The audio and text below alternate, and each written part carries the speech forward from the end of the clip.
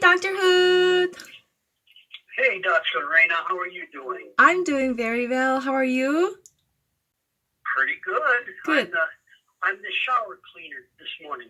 Is this a good time to talk, or I can call It's you? a perfect time. It's a perfect time. Are you sure? I'm just I am positive it's a perfect break time. Thank you so much for your time and just to give a general idea to other international students, like about roughly about how many doctoral student applications did you review on average? Chris Bogan the person would give me a folder, a manila folder with probably, anyway from 50 to 75 every year. That's actually a lot to review. First of all, that's a big number. So do you know whether those all were looking for assistantship or were there any students who are just applying for graduate program? Those all looking for assistantships. All of them? All of them. Oh my gosh. All of them. You know what? I think I'm one of the luckiest. You can go through them pretty quickly. You didn't pay a whole lot of attention to those. You did not pay attention to those? I mean, it's just for those assistantships and BCRC. So like as a professor, when you are selecting GAs or as your advisee student, doctoral students, can you give me 3 to 5 things that you consider the most when you select doctoral students? Either B average, they would let them in to the master's program. Are you talking about GPA, average B? That's it? To get into the program. They have to have a B average, let's put it that way. That was the word, B Right. average. But obviously, we had so many applicants that you tended to take the ones who did better, who were higher than B average. And actually, there was one that had, like a B minus average, which wasn't a B, and I rejected. And he went to Elaine, and Elaine convinced me. So I went down there a couple of days to see how he did. He did great. And he went on to be one of the most serious students. People can change, but he, maybe they had a couple of bad grades and that pulled their average way down. But if they, on the other hand, if they did poorly in statistics, I think he's going to want to look at the math score. Then that wouldn't be a plus. I mean, one of them would be, if they're international, they instantly had an advantage, I think, I would say. You and I always talk about. That's kind of unexpected, honestly, because as an international student candidate, we always have a fear that what if I'm not qualified enough because my English is not good, because I'm a foreigner, will I be qualified for GAship? But you value diversity, and perhaps you are some of the outliers, maybe. Well, I'm not so sure. I mean, when you think about it, when I thought about it, there are people from other countries, and what was my point? Oh God! I had like 3 ideas that I wanted to talk about, and I forgot all 3 of them. Better slow down here a bit. I have lots of time. Take your time. I'm not convinced I'm an outlier. I mean, if I am, then I'm happy to have taught 41 or 42 doctoral students who I advised. Those people are, I'm hoping they're outliers too. But so your point is that as an international student, we shouldn't be afraid of applying because of lack in English. You're looking for somebody who could contribute ideas instead of... Yeah, it doesn't matter if they say naked or naked. or baked or vacant. One of the things I look at, Rena, and I was on the committee that accepted master's students. There were like 6 of us from each of the departments, and we would sit around the table and pass the folders around and rate everybody. And the thing one of the things even we discussed, probably every year we discussed, why is it that the Chinese always have near perfect GRE scores? Oh my gosh, as well as Koreans. Come on. In Koreans,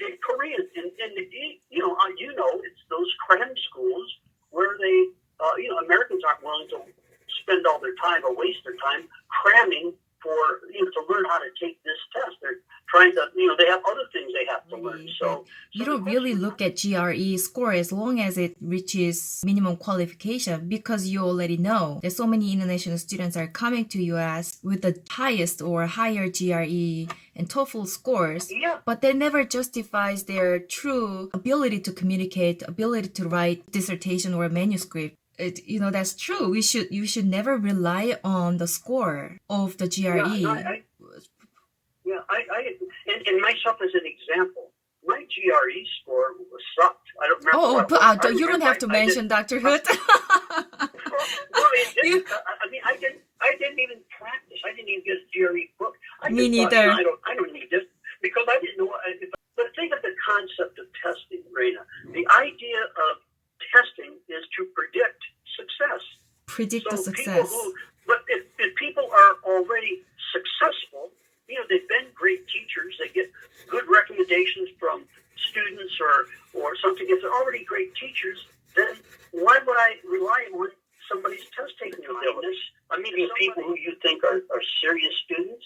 I think first of all, you have to be a serious student to go. Dr. Hood, what do you mean by seriousness? What was your seriousness? You mentioned that. What do you mean by serious student? If they had a good grades, if they had good grades in their undergraduate program, that shows that they, are serious students.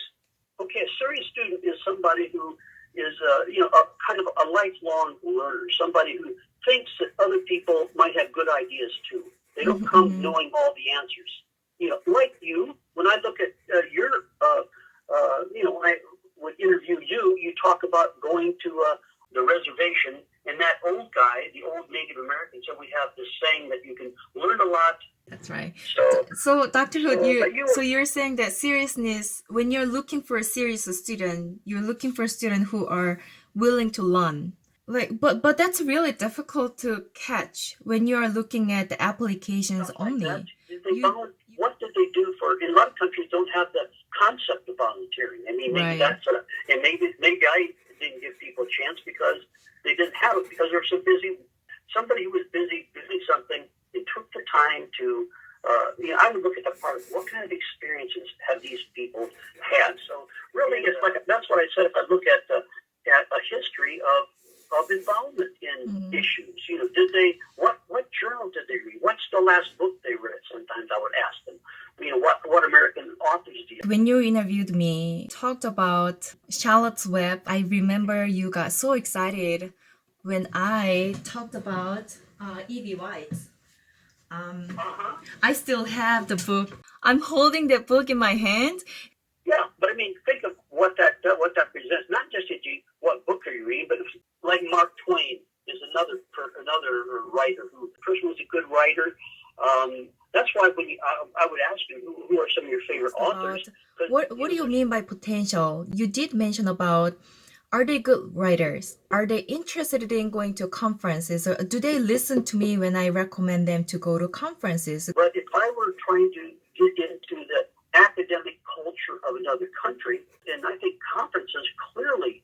So whatever field I'm applying for, I would look for what are the professional organizations in those. What was your intention when you recommended the students to go to conference? Because as a master's student, I don't know how many students actually valued going to conferences, but has it been affected when you're selecting students for GA-ship? It's more than just conferences. It's just involvement in professional organization in that field. Fancy thing, like look at the options, like the poster board. I think is ideal for a place to begin for international students, but they go there to get leadership skills. Okay. What's it mean to be an officer of a local group? It means you meet once in a while. Why you selected me as your advisee?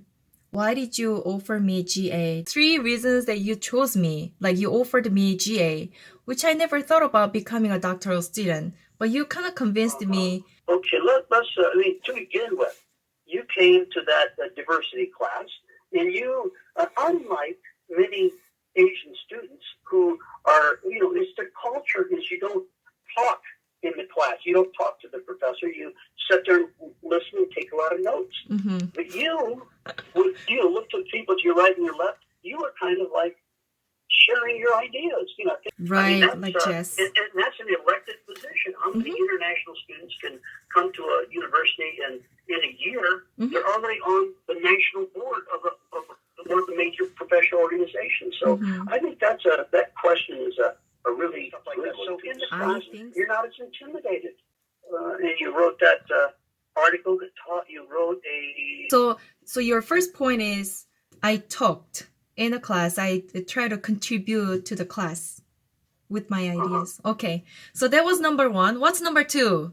I think when I looked at your writing style, it was very, very direct and conveyed ideas simply and to the point, not... I don't know. You and I had a lot of commonality about the worldview. My interest in your topic and concerns about the society were just clicked, I think. Thank you. I cannot thank you enough.